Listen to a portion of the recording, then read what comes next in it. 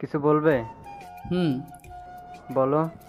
আমার একটা বন্ধু অসুস্থ, তাই আমায় বাসায় যেতে হবে। না আব্বু, ওর কেউ অসুস্থ নয়, ও মিথ্যে কথা বলছে। কি বলছিস এসব? হ্যাঁ, তোমার যদি সত্য কোনো বন্ধু অসুস্থ হয়ে থাকে তবে তাকে ফোন দাও, আমি নিজে শুনতে চাই। এরপর আমি আমার বন্ধুকে ফোন দিলাম এবং লাউড করে শ্বশুরমশাইকে কথা বলতে দিলাম। ও সালাম দিল। এরপর আমি যা যা বলতে বলেছিলাম ও তাই কপি করলো। এ তো সত্যি বলছে। তুই শুধু জামাইকে মিথ্যা বললি। তোরা যা। আমি একা যাই, উনি না হয় পরে যাবে। আচ্ছা। এরপর আমি তাড়াতাড়ি করে ব্যাগ নিয়ে গোটু বাড়ি। আমার ধারণাটা সত্যি। বিকেল হতে না হতেই আমার জ্বর সর্দি কাশি এসে হাজির, মনে হয় দাওয়াত করে রাখছিলাম। তোর তো ভালোই জ্বর আসছে। হুম। বৌমাকে বলবো? ও একটু বাবার বাসায় ঘুরতে গেছে, থাক না। আর তুমি তো আছোই। আচ্ছা ঠিক আছে। পরের দিন সকালবেলা দেখি নীলাদি বাসায় যে হাজির। এ মা, এ তো আমোর কাছে এসে মায়া কান্না জুড়ে দিল। কি হয়েছে, কান্না করছো কেন? ওকে কাল কতবার করে বললাম যে আমাকেও সাথে করে নাও, কিন্তু ও নিলই না। আজও অসুস্থ, আমি একবারও বলেনি। আমি কি পর? আরে না মা, আচ্ছা ঠিক আছে, তুই ফ্রেশ হয়ে আয়। আমি আপাতত এর পাশেই আছি। আচ্ছা। মেয়েরা আসলেই বহুরূপী। এদের মন বোঝার মতো ক্ষমতা কারো নেই। এরা কখন কি করে হয়তো সেটা এরা নিজেরাও জানে না। সামান্য প্রতিশোধ নেবার জন্য এই মেয়েটা কত অভিনয় করছে। এই অসুস্থ শরীর নিয়েও আমার চিৎকার করে হাসতে ইচ্ছে করছে। একটু পরে নিরাদ দিয়ে আসলো। আম্মু, আপনি রুমে যান, আমি মাথায় পানি পট্টি লাগিয়ে দিচ্ছি। আচ্ছা। এরপর আহমদ চলে গেল। সাথে সাথে নিরাদ্রি দরজা বন্ধ করে এসে শুয়ে পড়ল। কি হলো, শুয়ে পড়লেন যে? তো কি করব? ওহ, কিছু না। তুই কি ভাবছিস তোর মাথায় পট্টি লাগিয়ে দিব আমি? আমি জানতাম দিবেন না, কিন্তু আম্মুকে পাঠালেন কেন? একটু কষ্ট পা, তোর কষ্ট দেখতে আমার অনেক ভালো লাগে। আমি জানতাম না মানুষ, বিশেষ করে মেয়ে মানুষ এতটা পাষাণ হয়। সৃষ্টিকর্তা ছেলেদের একটা বিশেষ গুণ দিয়েছে, কষ্টগুলো হাসি মুখে সহ্য করার। তাই হাসি মুখে সব সহ্য করে গেলাম। আমি আরও 2 দিন অসুস্থ ছিলাম। এরপর ধীরে ধীরে সুস্থ হয়ে উঠলাম। সামনে আমার টেস্ট পরীক্ষা ভালো করতে হবে। তাই মনোযোগ দিয়ে পড়া শুরু করলাম। বিকেলবেলা টেবিলে বসে পড়েছি। এমন সময় নীলাদি রুমে আসলো। কিরে, পড়ছিস? শুনেও না শোনার ভান করে পড়ে যাচ্ছি। বাবা, এত মনোযোগ, কানে কথাই যাচ্ছে না। কিছু বলবেন? কি আর বলবো। তাহলে প্লিজ আমাকে বিরক্ত করবেন না, আমি একটু পড়ি, সামনে পরীক্ষা। যতই পড় না কেন, রেজাল্ট তো ওই ফেলই আসবে। তাই? তাছাড়া আবার কি, ফেল ছাড়া পাশ করতে পারবি না। সেটা রেজাল্টই দেখা যাবে। এরপর নীলাদি রান্নাঘরে গেল। বুঝলাম না এই মেয়েটি কি করতে চাচ্ছে। আম্মু আব্বুর কাছে লক্ষ্মী মেয়ে হয়ে গেছে অলরেডি। আজ জানতে চাইবো ওনার আসল মতলবটা কি। রাতে খাওয়া দাওয়া করে এসে পড়তে বসলাম। সারাদিন পরে কি লাভ, রেজাল্ট তো ওই ফেল। হুম, তাই মনে হচ্ছে। একটা কথা বলি? বল। আপনি আমার সাথে বাজে ব্যবহার করেন, আর আব্বু আম্মুর সাথে ভালো ব্যবহার করেন কেন? ও, এই কথা। হুম। এটা জেনে তোর কি দরকার? খুব জানতে ইচ্ছে করছে। ওকে শোন, তবে আমি তোর লাইফ হেল্প করতে এসেছি, তো ওনাদের কেন ক্ষতি করব? ওহ আচ্ছা। আর ওনারা অনেক ভালো। জানি। এ কি, লাইট বন্ধ করলেন কেন? আমি ঘুমাবো। তো ঘুমান, তার জন্য কি লাইট বন্ধ করতে হবে? লাইট জ্বলছে, আমার ঘুম আসে না। ওহ আচ্ছা, রোজই তো দেরি করে ঘুমান। তো না মানে, তাহলে আজ এত তাড়াতাড়ি ঘুমাচ্ছেন যে? আমার ঘুম পাচ্ছে, আর এটা আমার ইচ্ছা, তোরটাতে কি? না কিছু না, আপনি ঘুমান। এরপর আমি বেলকনিতে গিয়ে লাইট জ্বালিয়ে পড়তে শুরু করলাম। একটু পরে নীলাদি আবার বেলকনিতে আসলো। কি হলো, ঘুমাননি? ঘুম আসছে না। সে কি, একটু আগেই তো বললেন আপনার ঘুম পাচ্ছে। তখন পাচ্ছিল, বাট এখন পাচ্ছে না। ও। আর তুই আমায় কেন বলছিস? তুই আমায় বলার কে? আমি বলার কেউই না। কি? তুই কে আমার? ভুলে যাবেন না, আপনি আমার বিয়ে করাবো। হাসার কি কিছু বললাম? বউ? কার বউ? আমার বউ। কে তোর বউ? আপনি। ছোট লোক, আবার স্বপ্ন দেখে আমায় বউ করার। মানে? আমি তোকে বিয়ে করেছি শুধু তোকে এটা বোঝাতে যে আমার সাথে লাগতে আসার পরিণাম ভালো হয় না। তাই? কি করবেন আপনি আমার? তোর জীবন থেকে হাসি সুখ সব মুছিয়ে দেব। প্রার্থনা করেন সফল হলেও হতে পারেন। সফল তো আমি হবই। এত কনফিডেন্স? অবশ্যই, কারণ আমি কখনো হারতে শিখিনি।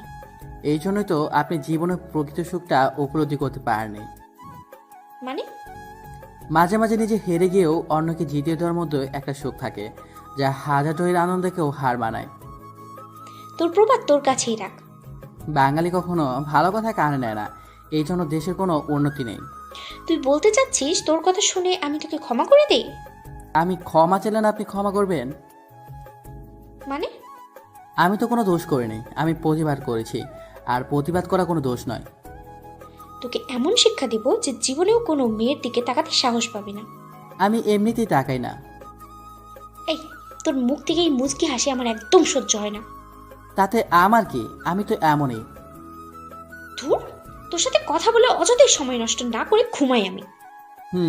আপনি তাই করেন, আমিও শান্তি করে একটু পড়ি। তুই মরটাতে আমার কি? আমি বললে আপনি বিধবা হবেন।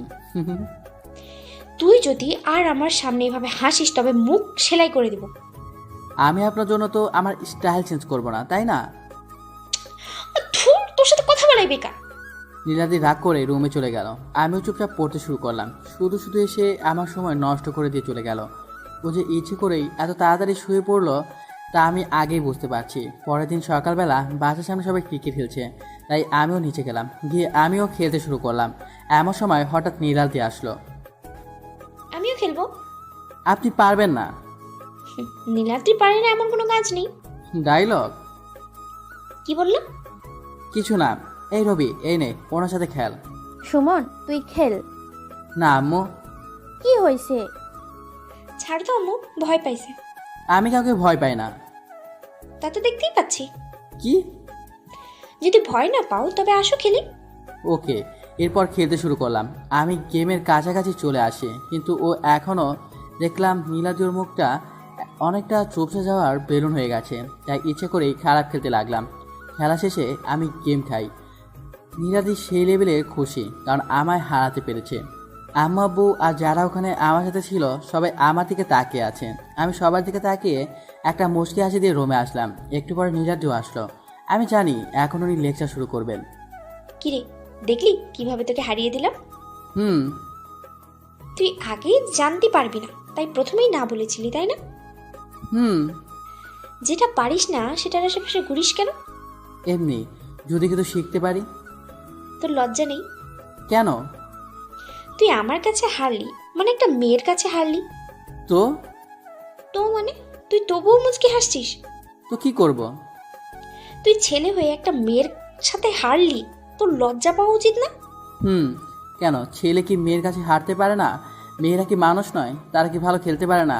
আর ছেলে মেয়ে খেলার যে সব সময় ছেলেকেই জয় হতে হবে এমন তো কোনো আইন নেই। আপনি ভালো খেলেন তাই আপনি জয়, এটাই তো আসল কথা। যে ভালো খেলবে সেই জিতবে। আমি জানি আমি ভালো খেলি।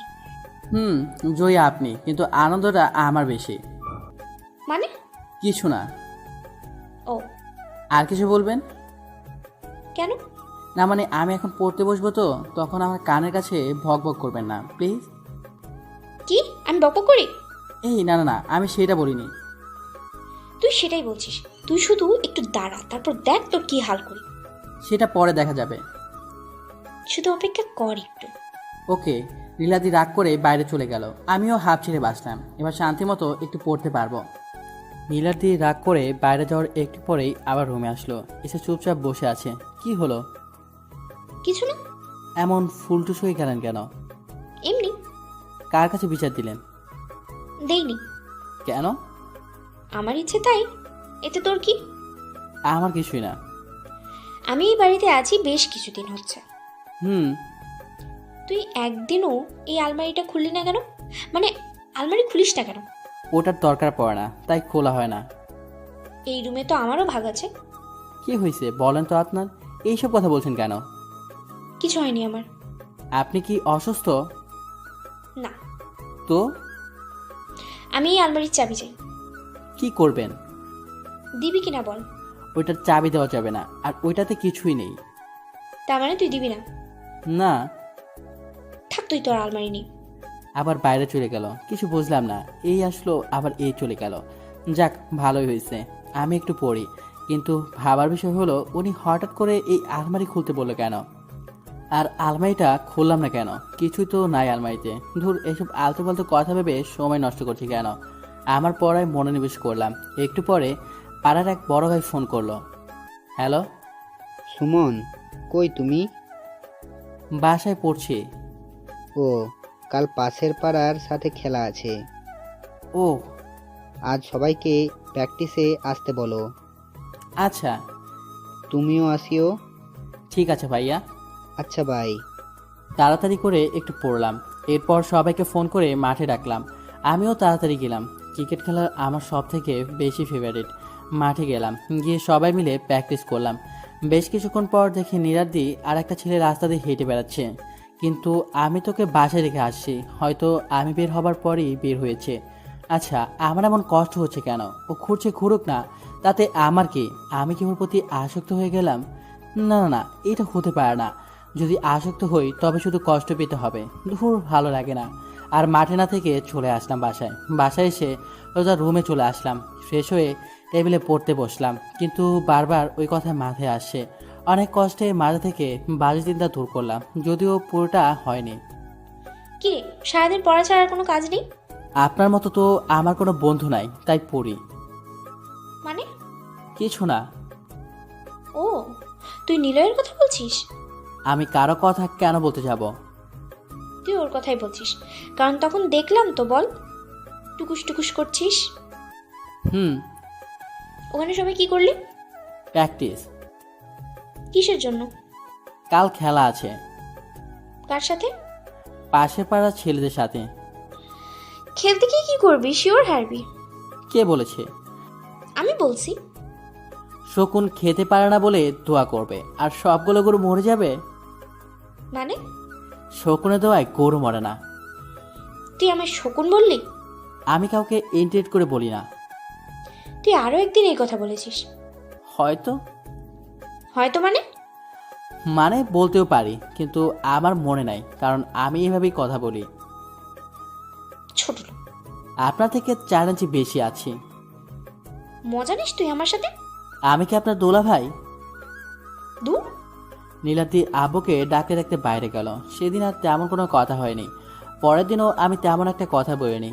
আমি কথা বললেই ঝগড়া করবে, আর খেলার আগে মুড অফ করতে চায় না। খেলতে যাব এমন সময়। কই যাস? খেলতে। শিওর হারবি? তাতে আপনার কি? তুই হারলে আমার মজা লাগবে। তো এতে আমার কি? দূর, আমিও যাব। আপনি তো শুরুতেই অপয়ের কথা বললেন, আর আপনাকে নিয়ে যাব? আম্মু আম্মু, কি হয়েছে? দেখেন না, ও আমায় খেলা দেখতে নিয়ে যায় না। কি রে, নিয়ে যা। ওখানে অনেক মানুষ আসবে। তো উনি তো আবার অবার সুন্দরী, সবাই টিজ করবে। কার সাহস আছে যে ওকে টিস করবে? কেন, ও কার কে? ও তোর বউ। তাতে কি? তুই কি ভাবিস আমি কিচ্ছু জানি না? মানে কি জানেন? পাড়ার একটা মেয়েকে ওই পাড়ার একটা ছেলে টিস করছিল। তারপর? তুই কি করছিস? আমি পিটাইছি। তাহলে বল, কেউ তোর বউকে টিস করার সাহস পাবে? যে কেউ হলে আমি একই কাজ করতাম। হয়েছে, এখন ওকে নিয়ে যা। থুর, আসেন, মাঠে গেলাম। এই রবি, হ্যাঁ ভাইয়া। ওনার একটা চেয়ার দে। কে, ভাবি আসছে? চেয়ারে না ভাবি, আপনি সোফায় বসেন। না থাক।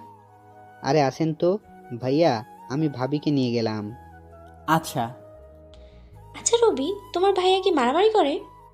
কই না তো। তাহলে যে শুনলাম ও পাশের পাড়ার এক ছেলেকে মারছিল। ছেলেটা দোষ করছিল তাই। ও, এই রবি, মালটা কে রে? যদি জানতে পারিস কে উনি, তবে মা বলতে সময় পাবি না। আরে যা, সুমন গতবার মারছিল বলে কি এবারও? জমের নাম মুখে নিস না। মানে? উনি ভাবি, সুমন ভাইয়ের বউ। ভয় পায় নাকি? তুই কিছু বলিস না ভাই, অভ্যাস চেঞ্জ কর। ওকে। রবি কি বললো ছেলেটা? কিছু না ভাবি। ও, সুমন খেলতে পারে? পারে বলেই তো আসছে, আর উনি যেটা পারে না সেটার ধারের কাছেও যায় না, আর উনি তো দলনেতা। ও, কিছুক্ষণ পর খেলা শুরু হলো। গত কয়েকবারে ওরা একবারও জিততে পারেনি, এবারও পারলো না। টপি নিয়ে বাসায় আসলাম। যে কোনো টপি আমার পাশে থাকে। নীলাদি আমার সাথে আসলো।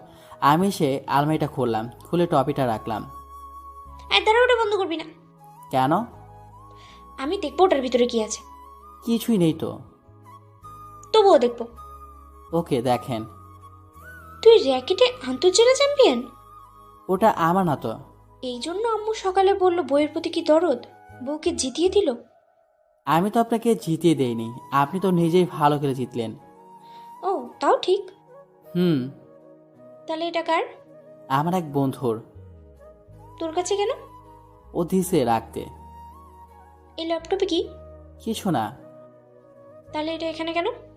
গরিব মানুষ, একটা ল্যাপটপ কিনেছি অনেক কষ্ট করে, তাই যত্ন করে রাখছি। ল্যাপটপও চালাতে জানিস? একটু একটু। ওটাই তোর জন্য অনেক। হুম। হুম। এইভাবে কিছুদিন কেটে গেল। নীলাদি ভার্সিটি ভর্তি হলো। আমারও পরীক্ষা শেষ। আমিও এখন অনেকটাই ফ্রি। তাই আব্বু বলেছে রোজ নীলাদিকে দিয়ে আসতে আর নিয়ে আসতে। আমিও তাই করি। রোজ অনেক মজা করে ওরা। আমি শুধু দূর থেকে দেখি, হয়তো আমায় নিয়েই মজা করে। কি রে নীলাদ্রি, ওটা সুমন না? হুম। কলেজে তো ওরে সেই জ্বালাইছি। হুম। ও এখানে কেন? আমার বডিগার্ড হিসেবে রাখছি। কি বলিস, এত কিউট একটা ছেলেকে কেউ বডিগার্ড বানায়? তো বর বানায়।